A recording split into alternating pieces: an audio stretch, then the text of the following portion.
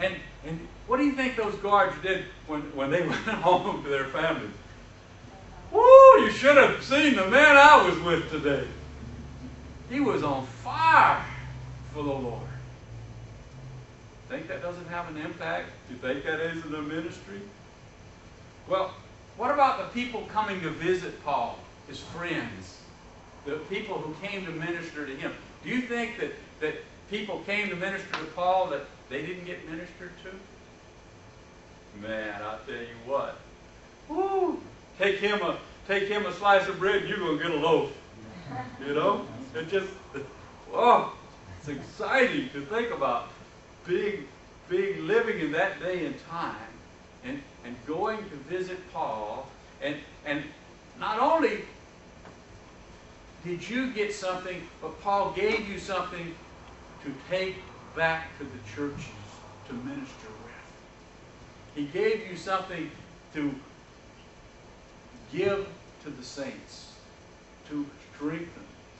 So Paul's ministry was far from being dead. He wrote letters. He wrote 2/3 of the New Testament. And his writings all came from the times when he was incarcerated. Not times when he was out preaching and teaching, because he didn't have time to sit down and write them.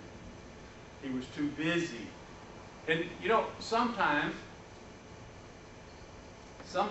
God has to get our attention and slow us down, that we can start to have a closer relationship with him. Because we get too busy. I know I myself, I do get too busy. I get very busy with church work. I get very busy with police department work. I get very busy with Homeland Security work. I get very busy with the Special Forces Association and being with them. In fact, this past Friday, I was fortunate enough to go and spend the day with the Special Forces unit over at Fort Lewis and to work with those young Green Berets and to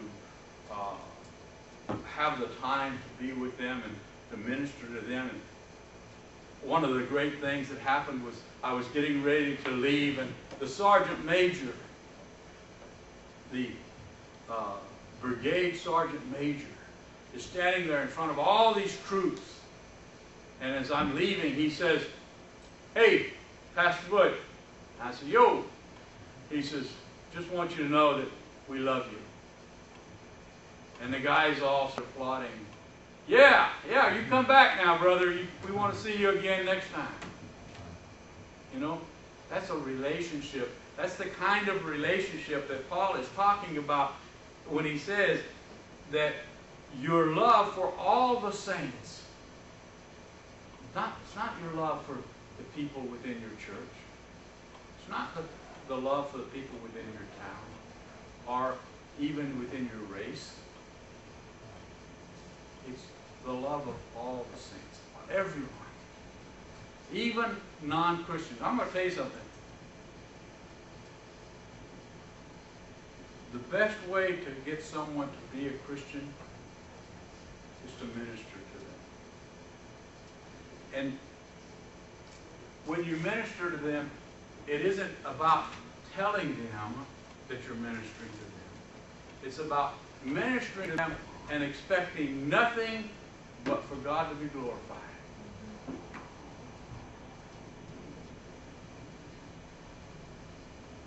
He says, "I do not cease to give thanks for you." What does that mean? What does Paul mean by that? I don't cease.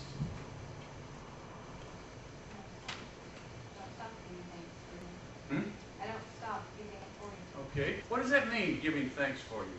I don't stop giving thanks. What does that mean? Don't you think it means that he prays for you? Hey, I prayed for you. And you know, the worst thing that people do is they tell someone, "I'm going to pray for you," and guess what? They don't do it. They don't mean. What'd you say? That they don't do it. That's right. And you know what? That hurts the image of Christ. If I tell you I'm going to pray for you, you can bet come that evening I'm going to be on my knees for you. And I don't mean my physical needs. I'm talking about my spiritual needs. Never ever say to someone, I'm going to pray for you, and not do it. I wrote a letter to a lady last night. I really didn't want to be spending the time doing it. I really wanted to watch television and just be there with my wife and my dog and just enjoy. But she sent me a letter, and her heart was really aching and breaking because her nephew had gone out and committed a very serious crime. And she wrote me this letter telling me how she felt that she had let him down, she had let God down, and that she just felt like she was useless.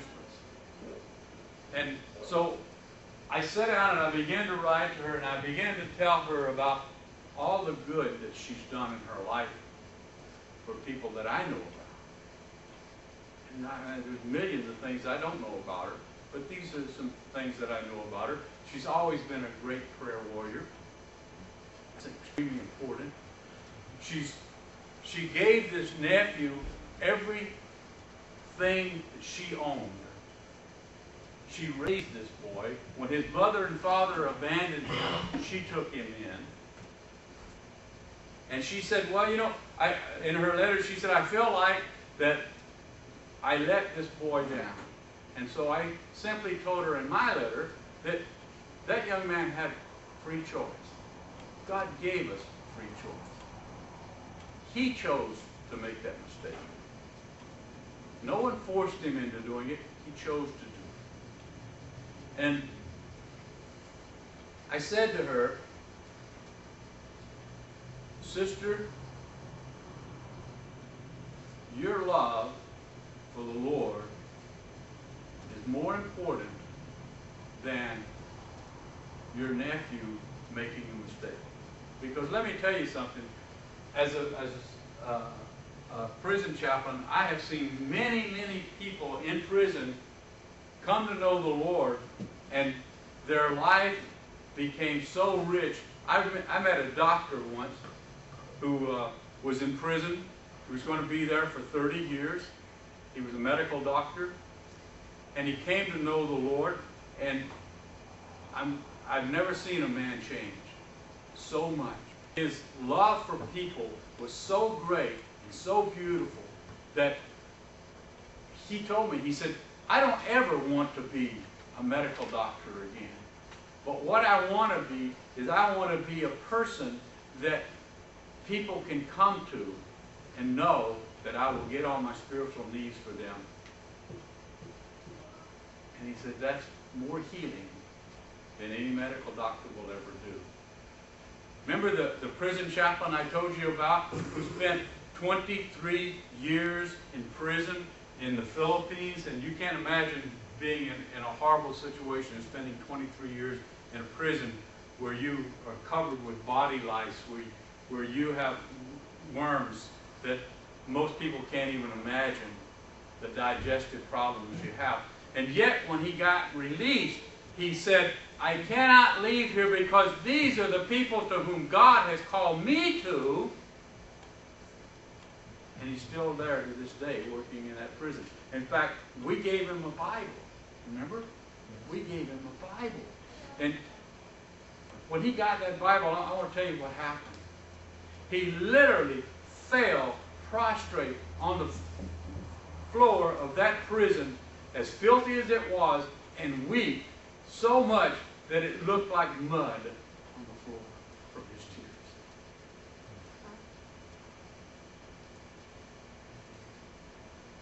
The world may think that it's got the upper hand.